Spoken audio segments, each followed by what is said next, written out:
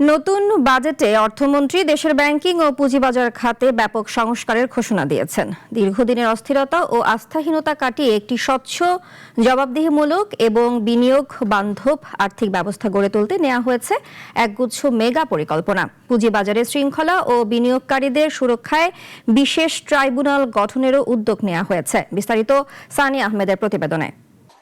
আগামী 2 বছরের মধ্যে দেশের 90% বিপর্যয় আর আস্থার সংকটে থাকা দেশের পুঁজিবাজারকে টেনে তুলতে এবার একগুচ্ছ বড় ঘোষণা দিলেন অর্থমন্ত্রী।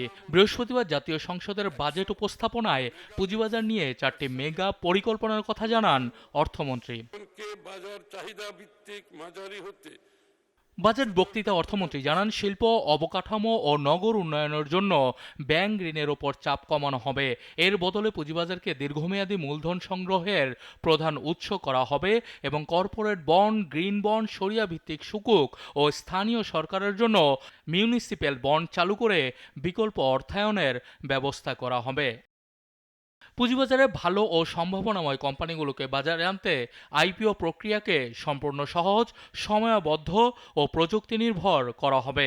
আবেদন জমা, ফি প্রদান ও অনুমোদন সহ সব কাজ অনলাইনের একটি সমন্বিত ডিজিটাল প্ল্যাটফর্মে হবে এবং যোগ্য কোম্পানির জন্য সরাসরি তালিকাভুক্তির সুযোগ থাকবে।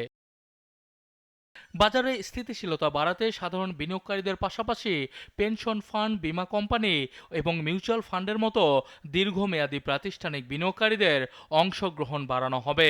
এছাড়া পেশাদার তহবিল ব্যবস্থাপনার জন্য নতুন নতুন অ্যাসেট ম্যানেজমেন্ট কোম্পানিও গড়ে তোলার কথাও জানান অর্থমন্ত্রী।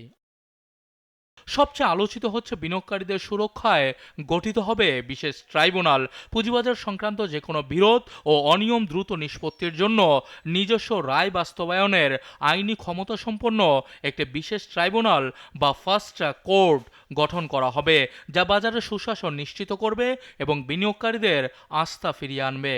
এছাড়া পুঁজিবাজারের লেনদেন সেটেলমেন্ট T+2 থেকে T+0-তে আনার পরিকল্পনার কথাও জানান অর্থমন্ত্রী। পুঁজিবাজারে লেনদেন নিষ্পত্তির সময় সেটেলমেন্ট টাইম বর্তমানে T+2 থেকে ধাপে ধাপে কমিয়ে T+0 করা হবে। বাজেটে ঘোষিত সংস্কারগুলো বাস্তবায়িত হলে দেশের পুঁজিবাজারে আস্থা ও গতিশীলতা ফিরে আসবে বলে আশা করছে সরকার। সানিয়া আহমেদ, নাগরিক, ঢাকা।